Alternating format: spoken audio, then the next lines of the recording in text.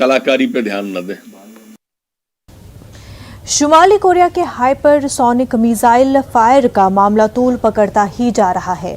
इसी बीच north Korea के सरकारी टीवी के CNA ने कुछ तस्वीरें जारी की हैं। ये तस्वीरें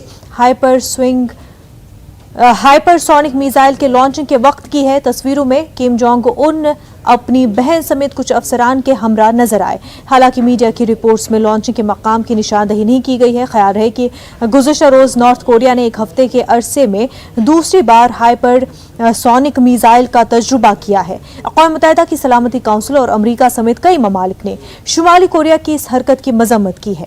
अमरीकी महकमे खारजा ने मिसाइल लॉन्चिंग को अक़वाम मुत्तहिदा की सलामती काउंसिल के करारदादों की खिलाफ वर्जी बताया है, जबकि जापानी वज़ीर आज़म ने शुमाली कोरिया के इस इक़दाम को इंतहाई अफसोसनाक करार दिया।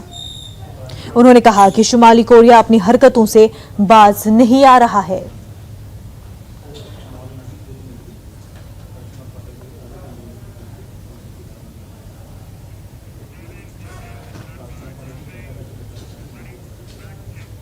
न्यूज़ रूम लाइव में फिलहाल इतना ही। हमें दीजिए इजाजत। आदाब।